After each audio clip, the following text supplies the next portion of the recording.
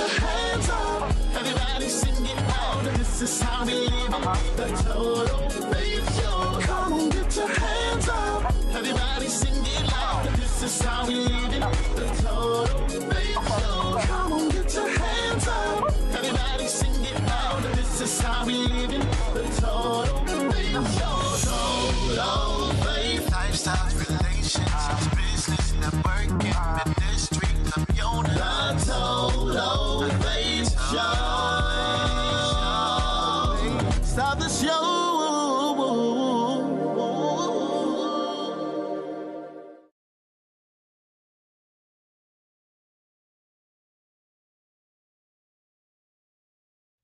Hello and welcome to the Total Faith Show. I am your host, Cindy Ashley. I greet you each and every week onto your television screens, your computer screens, iPhones, iPads, all mobile devices. We are VOD, video on demand. We are also streamed live. Guess what? We are seen all over the world. And I am so privileged to say that I am honored, to say the least, to be able to have such a platform and to be able to bring to you lifestyle, entertainment, and news programming. To do what? To inspire, to educate, and more importantly, maybe even challenge some of you, okay? Because we here at Total Faith Network, we want everyone to win. We believe there's a winner in you, and we believe that it's time to change the way you think so you can be able to be a winner. And with that said, I want to introduce to some and read this gentleman who's here in the studio here today in the name of Dr. Umar Johnson. He is a doctor of clinical psychology and certified school psychologist who specializes in working with the parents of African American children who receive special education and are diagnosed with disruptive behavior disorders. Not only is Dr. Umar Johnson a psychologist, but he's also descendant of, if I get it right or wrong, Dr. Frederick Douglass. Kinsman to Frederick Douglass, right. But I'm going to let you talk about all of that. Listen, without further ado, let me introduce you again to my guest and now yours, to Total Faith. Thank you, Good Dr. afternoon. Umar. Thanks for having me on the show. Johnson, for coming. Prince. We're also the Prince of Pan-Africanism. Yes, right. Listen, thank you for finding time to be here, not counting it as robbery. It's an honor to be here. I count it an honor to have you here. I'm looking forward to developing possibly a television series with you, so that we can really inform our people and let people know what it is that is very relevant and important to us in this time that we serve. Yes, ma'am. So with that said, let's first begin. You're from Philly. Yes, ma'am. You're a kinsman of, why don't you talk to us about that? Certainly. I'm a kinsman to Frederick Douglass. Ironically enough, Monday, the day before yesterday, was the 203rd birthday celebration for my 4 times great-grandmother, Caroline Wilson Bailey. And July 1st will be the 198th birthday for my 4 times great-grandfather, Stephen Henry Bailey, who was the first cousin of Frederick Douglass and half-brother by way of the slave master. And I visit their gravesite every year. So that was actually where I was just 3 days ago. Awesome.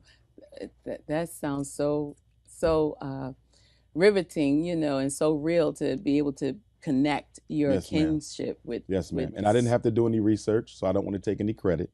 That was already done by the family. So I was kind of born into the information. Okay. College is great, but before you enroll, which do you think is a better way to earn your degree? Live on campus in a dorm where you can't sleep, with a roommate you can't stand, attend lectures that you can't hear, with cafeteria food that you can't eat, or learn online at Independence University. On the porch with your puppy, in the kitchen with your kitten, on your bed with your bunny, your campus is wherever you want it to be. That's Independence University. And you'll also get a laptop and tablet to use in school, and you can keep them when you graduate. 1-800-698-9299.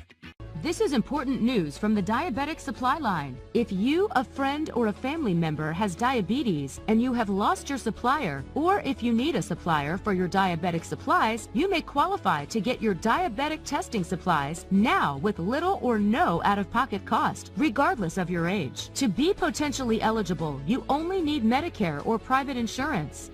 Call the Diabetic Supply Line now. Operators are standing by to take your call. Call now. Well, listen, you're doing some great work Mhm. as a psychologist, and especially with our youth, particularly our children, our Yes, Black ma'am. boys, right? Mhm. We're going to dive right in, but before we dive into that, I like for my audience to feel the synergy of you. You Mhm. just shared about your kingsmanship to Frederick Douglass and so forth. Why don't you also tell us, are you married? Do you have children? Like we like Yes, ma'am. to. Yes, ma'am. I'm one of 11 children.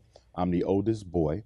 I have two daughters. My baby girl just turned 6 years old. Mm. My oldest daughter, she's 15 years old. So we're 6 and 15. I was used to saying 5 and 15, but now I have to switch it up. It's Okay. 6 and 15. Never been married, lived alone my entire life. Okay. As you said, I'm a school psychologist, doctor of clinical psychology. I work in charter schools throughout the country, public school systems, primarily evaluating children for special ed disability determination. So that's Mm-hmm. the learning disability, Sure. autism, the reading problems, the mild mental retardations, the ADHDs, the conduct disorders. But I find myself more than just evaluating the children. I find myself educating our parents so that they can stop the school to prison pipeline before it starts, because Yes. special ed is often the catalyst that gets the school to prison pipeline process started. Wow, that segues right into what I would like to talk about, the Hmm. school to prison pipeline. Like that is real. And I Hmm. mean,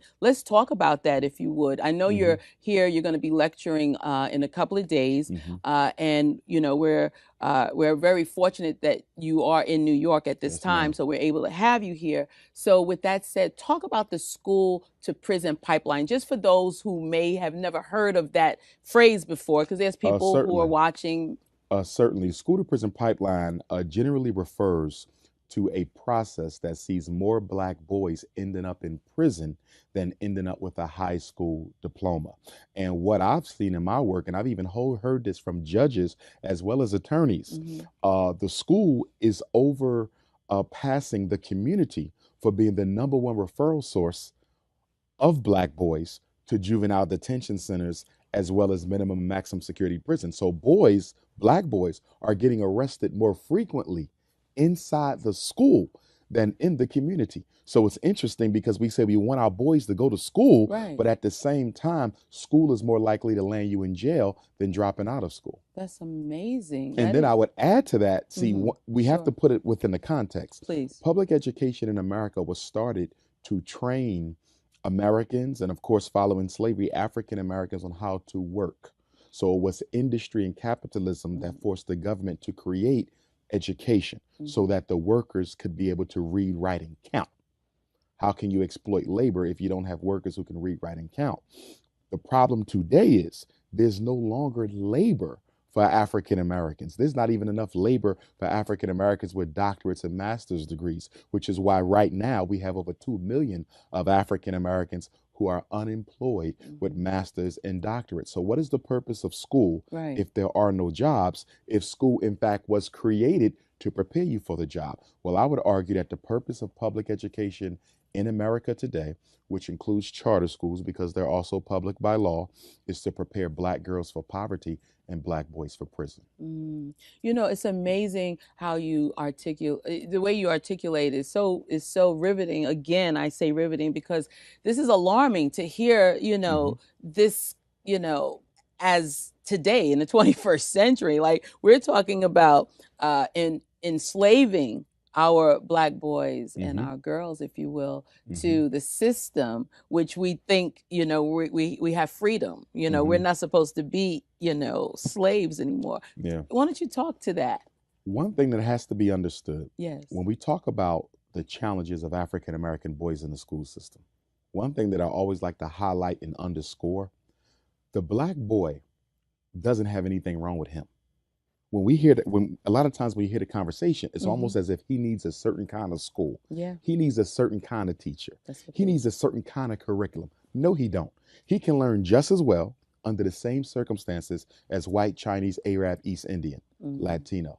He can learn the same way under the same circumstances. The problem is not that the black boy is different. Mhm. The problem is that something differently is being done to the black boy. In Mhm. other words, he's being treated a certain way. He's being educated a certain way. He's not the one with the difference. So this is deliberate. It's deliberate. It's the teacher with a different perception Mm. of the African American boy. For example, two research studies that came out. One said that teachers pay more attention to the children in the classroom who look the most like their own, and they spend the least amount of attention on the children who look the least like their own. So, Mm. if 93% of America's teachers are middle class white females, and if the research coming from America's leading universities is accurate, Mhm. that means a dark skinned, nappy headed, broad nosed, big lip African American student is not going to get the same attention as a light skinned, fine hair, light eyed African American child. And if there's white students in the classroom, then they're going to get more attention than even the light skinned black children. So there is Jim Crow Mhm. going on in the classroom without a sign on the wall. Wow. That brings up, that new Jim Crow. I actually had the privilege of meeting her, attorney Michelle Alexander. Michelle Alexander. Phenomenal woman Mhm. down at Riverside Church. But let's get back to you with the book here. Yes, ma'am. The Psychoacademic psychoacademic Holocaust. Holocaust. Like when you wrote this book, and rightfully so, why did you name it that as it relates to all of the work that you've Excellent done question. in terms of your studies and your Excellent research? question, because the title was the subject of some controversy. Why would he call it psychoacademic Holocaust? Is he exaggerating? And I'm glad you brought up attorney Michelle Alexander, because her book on the new Jim Crow Yes. chronicles the incarceration machine. Yes. My book chronicles the miseducation machine. Well, Mm. guess what? You don't even get to her stage if you don't deal with this stage. There would be no mass incarceration problem if there wasn't a miseducation problem. And we got to be very clear about that. If we go back in American history 75, 80 years ago, who were the drug dealers? Who was being locked up? Who was running the gangs? Who was getting drunk in the street? Who was killing each other? Mhm. It wasn't African Americans. It was Jewish, Italian, and Irish immigrants. They broke the law because America did not allow them to participate in its opportunity. It wasn't until 1940 that the United States government upgraded Jewish, Irish, and Italian immigrants to white status. Prior to 1940, if you was Jewish, white, or Irish, you were not considered white. You understand? But when they changed the status and made them white, Mhm. what they did in a lot of inner city cities, what they did was they gave the Irish the police departments in the African American community. They were disproportionately hired. The Italians were disproportionately hired in the fire departments in the African American community. The And Italians. European Jews were given the downtown Mm. civil service jobs in our Mm. municipal government. So in essence, they were given an economic stimulus package. Wow. All black men are doing today Mhm. is occupying the exact same crime jobs that were occupied by Jewish, Irish, and Italians. The difference is the government gave them a hand up Mhm. and never gave us a hand out. Now, with psychoacademic Holocaust, Mhm. I call it a Holocaust because I consider it to be just that. When you look at the murders taking place, the black on black crime, Yes. the mass incarceration, Yes. I would argue that the mother of all crime is miseducation, and the father of all crime is economic castration. For example, what is one of our biggest problems? The breakdown in the black family. Absolutely. Most people think slavery destroyed the black family. Slavery did not destroy the black family. We were still married through slavery. You study our ancestors, they kept those families together even under the punishment of death or incarceration. The black family was intact at the end of slavery. It was intact at the end of Reconstruction. It was intact at the end of civil rights. You don't begin to see the rise of the single parented black female home until the 1970s. What happened in the 1970s to cause the disintegration of the black family? I'll tell you. Tell us. The United States government deliberately decided upon a program of economic castration within the black community. And what that means was they came into Philadelphia, New York City, Baltimore, LA, Houston, all the major black metropolises, and they systematically took out the factory jobs. They systematically began to stop training black men in the skilled labor areas, electric, plumbing, Yeah. carpentry. Then they went into the high school. This was the most effective thing that they did. Mm. They went into the inner city high schools and took out the industrial building trade programs. Up until the 70s, you could graduate from high school licensed as a plumber, electrician, carpenter, auto mechanic, woodworker, mason. What happened to those programs? They've all been taken out. The skills that allow you to pay the bills Mm. are no longer in the high school. And that's what's given rise to the mass incarceration campaign, the crime wave that we see, the drug epidemic that we have. And on top of that, that's what gave rise to the massive numbers of unemployed black men. It was a systematic move by the government to make the black man economically irrelevant to the black woman. We're going to take a quick break. Sure. And when we come back, we're going to take a quick break. This is a lot to absorb, a lot to take in. Again, this is Cindy Ashley, host of the Total Faith Show. We will be right back. Do not tune away. We'll be right back. Listen to this important message. If you owe money to the IRS, you will want to hear this. The IRS is cracking down on those who owe back taxes. They send out devastating letters, garnish paychecks, and even put liens on your home or business. You may have heard of it. It's called enforced compliance. Penalties and interest compound daily on your back taxes, putting you under a mountain of debt. Tax 10,000 has years of experience connecting people with tax resolution specialists who will negotiate with the IRS on your behalf. Working through the IRS Fresh Start program, they will handle all the necessary forms and can negotiate a tax settlement with the IRS. It's that simple. And if you qualify, you may end up saving thousands of dollars, finally ending your financial stress. Now is the time for a fresh start. Now is the time to call Tax 10,000. 800-681-2198. That's 800-681-2198. Call now. Make us understand, what do we do now for solutions? How do we make this better? The Please. premise of the solution is this, Come, and it's something that African Americans don't like to admit. please. We're the only population of black people on earth who has the economic and intellectual ability to solve their own problems with minimal government intervention. Last year, we spent $2 billion on Air Jordans, $600 million on fast food, $9 billion on perm and weave. Black men spent $2 billion on Air Jordans. Oh my God. African Americans purchased twice the amount of Mercedes-Benz as European Americans, although European Americans have twice the wealth of African Americans. And when you look at our Christmas shopping, my goodness, in Philadelphia, we spend $2 billion on Christmas gifts. In New York City, you guys spend at least $4 billion on Christmas gifts. In Los Angeles, about $1.5 billion on Christmas gifts.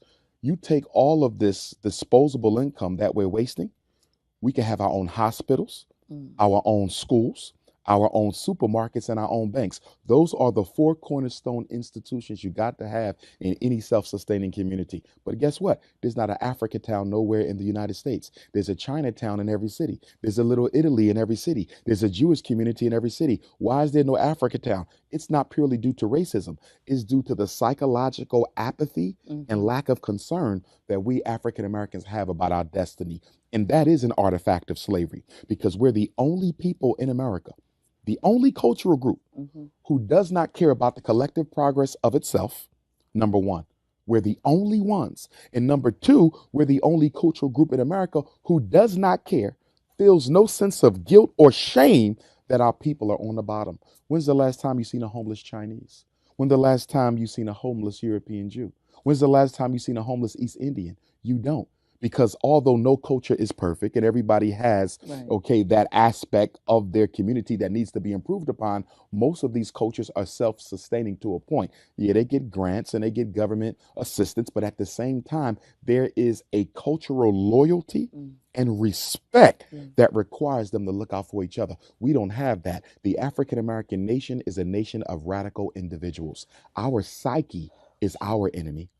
Our psyche is our enemy. Until you change the way African Americans think about themselves and their future, nothing changes. Because before you can have an economic revolution, political revolution, before you can have a cultural revolution, a family revolution, you got to have a psychological revolution. Yes.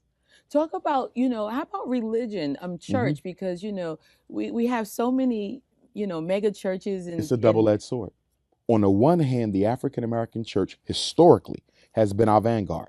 All of the progress, all of the laws, when you look at our great slave rebellions, Nat Turner was a priest. Frederick Douglass used to preach for the AME church. You understand? So hmm black without the church, right, we wouldn't be where we are. right. But the irony and the paradox hmm at the same time hmm is without the church, we wouldn't still be where we are.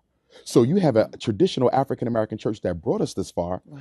but then you have a contemporary, parasitic, economic based church hmm that keeps us where we are Yes. because it's not involved in any of the systematic struggles that African American people need. For example, where's the black church today when it comes to miseducation? Where's the black church today when it comes to police genocide? Where's the black church today when it comes to unemployment? Where's the black church today when it comes to poverty? The black church is nowhere to be found. There's exceptions to the rule. Of But when you course. look at the mega churches Yeah. and the medium-sized churches, Right. none of them are at the vanguard of any of the major struggles for African Americans. You hit on so much, and I want to just jump in, and I want to hear you. I don't even want Hmm. to interrupt you. What about the identity of through images? Because my thing is what I'm focused on is, the lack of images that we have or imagery that we have, especially for our black Hmm. girls. That's my thing. Your thing is black boys. My thing Hmm. is black girls. How about the images of the propaganda that media, mainstream media, projects in terms of identification? And I think Oh, that has a lot to do with. totally. Please. Psychologically Yes. speaking, Please. images and sound are the two weapons of the subconscious. Yes. You understand? I don't care how much you teach a child. You could teach them for 12 years. The truth. hmm Put one image in front of them. And like they say, an image is worth 1,000 words. hmm An image will condition that mind more than words because everything stored in our memory is stored as an archetype, Yeah. as a symbol, as a picture. So images are actually the language of the soul and the language of the mind. And whoever controls the images controls the people. Wow. And when you look in our community, how many positive images of us do you see? And when you look on television and you look at the motion picture, which is a moving image, and you look at the most popular shows for us, the reality shows, they all do what? Show black women in a very less than respectable light. They show black men in a very less than respectable That's light. right. I mean, take Empire, the number one miniseries in America. And here you have four leading black male actors, Lucius, his son Hakeem, Jamal, and Andre. Four attractive, successful African American males, right? And not a single one of them in that show has a positive relationship with a black woman. My routine is important to me. It's how I live, how I stay active. So when my back started to cause me problems, my friend suggested I call Medical Supply Helpline. Medical Supply Helpline helps you regain your mobility with back and knee brace solutions. With one simple call, you can start doing the things you love to do again. Whether you have Medicare, Medicaid, or have private health insurance, you may be eligible for a brace at little to no cost. Medical Supply Helpline takes care of all the paperwork. Call us today. Don't prolong your suffering. Get the support you need shipped directly to your door for free. I didn't want to hassle with my insurance company, so I made one call to the helpline and my brace was delivered to me for free. Now I'm back living my life the way I want. Now is the time to call 800-881-1902. That's 800-881-1902. Medical Supply Helpline. Regain your freedom, hassle-free. All right.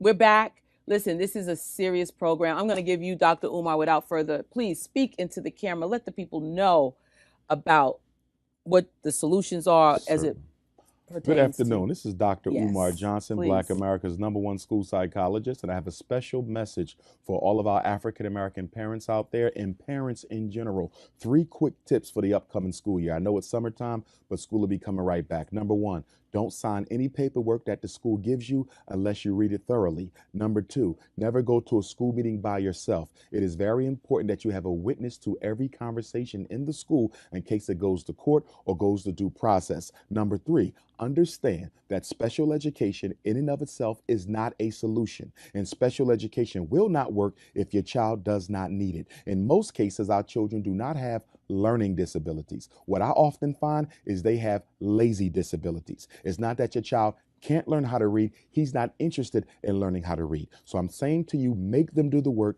Make them do the homework. Make sure your children read. When they read, it increases vocabulary, it increases general knowledge, and you're going to see the state tests go up with the more time that your child spends in front of a book. I'm Dr. Umar Johnson. If you need to reach me, my website is drumarjohnson.com, drumarjohnson.com, and my phone number is area code 215-989-9858, and we want you to join the National Independent Black Parent Association. Reach out to me if you want more information. Awesome. You know, I'm just so thrilled and excited. We gotta please. We will. I pray so. Listen, without further ado, I just want to make a statement that Dr. Umar is going to be doing Black intelligence versus Black consciousness very in the next couple of days right here in Brooklyn, New York. We're excited about that. I know this is worldwide, but if you guys are watching in whatever time zone you are, just watch us and stay tuned. You're going to hear more from Dr. Umar Johnson right here on Total Faith. We're going to talk about doing a TV series because there's so much information. We need to get this information out because it's going to help. It's going to help. It's going to educate. It's going to definitely challenge some of you. With that said, Dr. Umar, your book, the Psycho-Academic Holocaust, the Special Education and ADHD Wars Against Our Black Boys. Make sure you check him out. Look. You want to go to and get that book, okay? Without further ado, I want to say thank you so much. Thank you. It was an honor to be here. Bless you. Appreciate I'm so you. happy to know you. Yes, ma'am. And with Likewise. that said, as I always like to close out, you are watching Total Faith Show on the Total Faith Network. We are seen around the world. We are over the air as well as on multiple online platforms. So we're very thrilled to be able to have Dr. Umar here. And by God's grace, we'll have a special series that will be promoted on Total Faith Network. And with that said, you know that all we want to do is empower you to win here at Total Faith Network. We believe in you. We believe in community. We believe in empowering people because unless you change the way you think, guess what? You will continue to keep getting what you've always got. Same results. We're looking for results. We're looking for change. We're looking for transformation, transcendence. We're looking for you to make a difference in your community, in your region, and in the world today. And with that said, I'm Cindy Ashley, host for Total Faith Show. And as I always sign off, we at Total Faith, we walk in total faith. Until next time. Come on, get your hands up. Everybody sing it out. This is how we live it. The Total Faith Show. Come on, get your hands up. Everybody sing it loud. This is how we live it.